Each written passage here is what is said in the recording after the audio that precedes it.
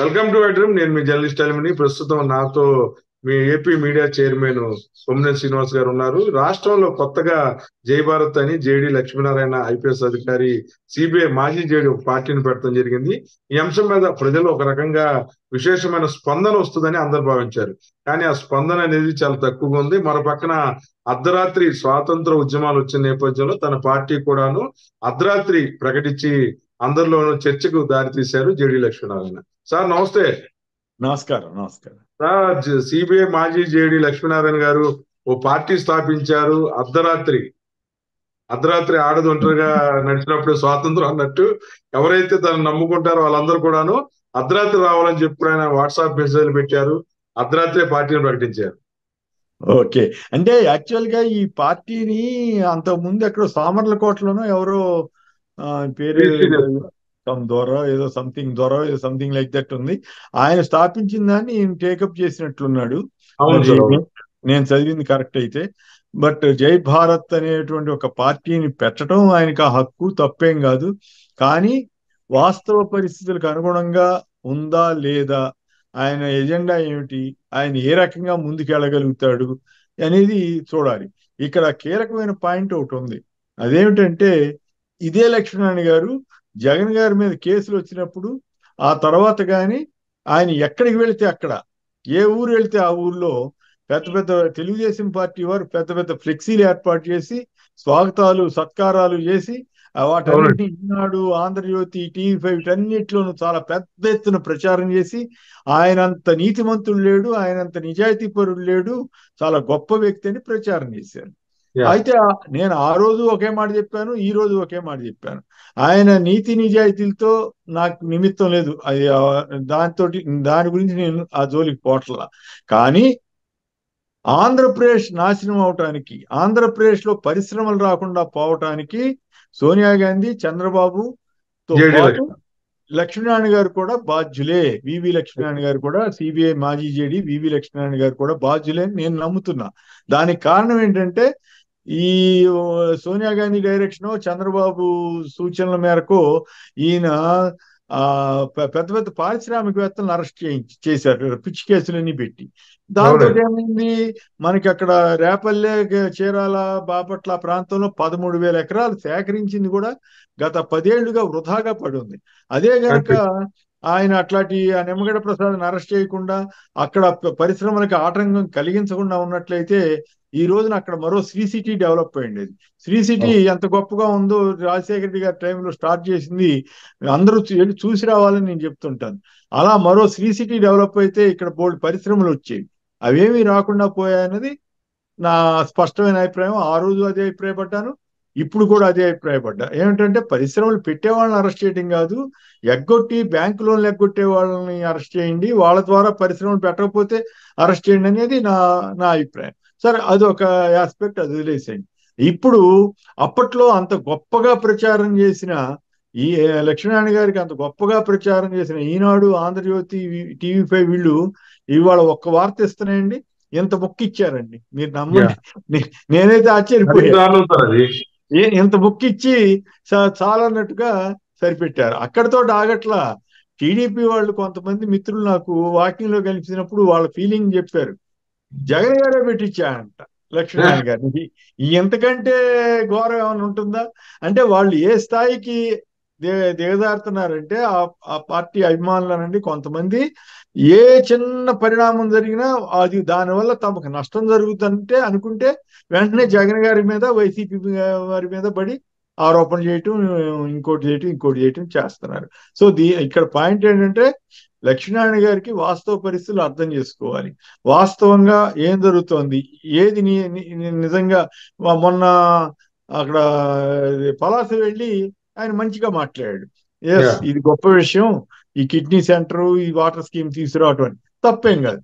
ఆయన అదే విధంగా ఆయా ప్రాంతాల్లో తిరుగుతూ ఏమేమి చేస్తే ఎట్లా బాగుంది, ఇంకేమేమి చేయాలో చెబుతూ ప్రభుత్వానికి సలహాలు ఇచ్చే ప్రక్రియ వరకే పరిమితమై ఉంటే బాగుండేదేమో అనిపిస్తుంది. ఎందుకంటే ప్రస్తుతం ఉన్న పోటీ వాతావరణంలో, రాజకీయ వాతావరణంలో లక్ష్మీనారాయణ గారు సఫలం అవుతారా అన్నది సందేహం. దానికి ఉదాహరణ ఆయన ఇంతకాలం నమ్మినటువంటి ఈనాడు, ఆంధ్రజ్యోతి ఒక్కసారి ప్లేట్ ఫిరాయించి జగన్ ఆయన మీద వ్యతిరేక ప్రచారం చేయటం, ఆయన మీద ఆయనకి అసలు ప్రాధాన్యత ఇవ్వకుండా ఏదో పారేయటం. అదే ఇప్పుడు ఉదాహరణకి చివరికి తెలుగుదేశంలో చిన్న చిన్న నాయకులు, అసలు ఎవడు గుర్తుపట్టని నాయకులు స్టేట్మెంట్లు కూడా మీరు ఈ మధ్యకాలంలో చూడండి ఈనాడులో ఫస్ట్ పేజ్ లో పరుస్తున్నారు. మరి లక్ష్మీనారాయణ గారికి ఎందుకు ఇవ్వట్లేదండి? లక్ష్మీనారాయణ గారు అక్కడ పలాస వెళ్ళి ఇది మంచి పని జరిగింది, కిడ్నీ బాధితులకి ఎప్పుడు లేనంత గొప్ప కృషి జరిగిందని నేను చెప్తే కనీసం ఒక్క లైన్ రాయలేదే. సో ఎవరు నిజాయితీగా ఉన్నారు, ఎవరు లేరన్న సంగతి ఇప్పుడు లక్ష్మీనారాయణ గారికి అర్థం అవ్వాలి. ఎవరు తనను వాడుకుని వదిలేశారన్న సంగతి కూడా ఆయనకి అర్థం అవ్వాలి. అయితే ఆయన వల్ల ఓట్లు చేరుతాయనో ఓట్లు కలుస్తాయనో నేనైతే ప్రత్యేకించి అనుకోవటం లేదు. కేవలం ఆయన ఆత్మసంతృప్తి కోసం పార్టీ పెట్టుకోవడం తప్పు కాదు, పార్టీని నడుపుకోవడం అంతకంటే తప్పు కాదు. కానీ ఆ పార్టీ విజయవంతం అవుద్దా అనేది ఆయనకి కూడా తెలిసే, ఆయనకి కూడా అర్థమయ్యే ఉంటుంది. కాకపోతే ఎంతకాలం ఆయన ఆయన ఎవరినైతే నమ్మాడో, ఈనాడు, ఆంధ్రజ్యోతి వాళ్ళు విపరీతమైన ప్రచారం చేసి ఆయన ఒక మహాపురుషుల్లాగా, ఒక మహా గొప్ప నిజాయితీ పరుడులాగా ఫోకస్ చేసి చివరికి ఇప్పుడు ఆయన్ని నట్టాట ముంచారన్న సంగతి ఆయనకి అర్థం కావాలి. అప్పుడేమో అంత పెద్ద ఎత్తున ప్రచారం చేశారు, ఇప్పుడు ఇంత చిన్న ముక్క ఇస్తారా? ఆయన ఇంత పెద్ద పార్టీ పెట్టుకున్నారని ఆయన చెబితే కనీసం చిన్న ముక్క కూడా ఇవ్వలేదంటే ఆయన భవిష్యత్తులో ఇంకెంత పోరాడాల్సి ఉంటుంది, వీళ్ళందరి నుంచి ఎన్ని విమర్శలు ఎదుర్కోవాల్సి వస్తుంది, ఎన్ని దోషణలకు తట్టుకోవాల్సి వస్తుందో ఆయన ఆలోచించుకోవాలన్నది నా అభిప్రాయం. సార్, జగనన్న సురక్ష, ఆరోగ్య సురక్ష వాలంటీర్లను కూడా ఆయన అభినందించారు. అవును, అది తప్పేం కాదు. ఇప్పుడు ప్రభుత్వంలో ఉన్న లోటుపాట్లు చెప్పడం తప్పు కాదు, అలాగే ప్రభుత్వంలో ఉన్న మంచిని చెప్పడం తప్పు కాదు. సో ఆయన రోలు వాస్తవాలకు అనుగుణంగా పరిమితమైతే బాగుండేది. ఉదాహరణకి నాకు బాగా గుర్తు, జయప్రకాష్ నారాయణ గారు లోక్సత్తా సంస్థ పెట్టడానికి ముందు ఐఏఎస్ రిజైన్ చేయడానికి సన్నాద్ధం అవుతుంటే మాబోటి వాళ్ళం వద్దని చెప్పాం. వద్దు సార్, మీతో అవ్వదు, మీకు ఇబ్బంది వస్తుంది, దానివల్ల పెద్ద ప్రయోజనం కలగదు, మీరు సర్వీస్లో ఉంటేనే ఎక్కువ మందికి ఉపయోగపడతారు, దానివల్ల సమాజానికి కొంత మేలు జరుగుద్దంటే ఆయన ఒప్పుకోలే. లేదు నేను లోక్సత్తా సంస్థను స్థాపించి పార్టీ పెడతాను ఏదని అన్నాడు.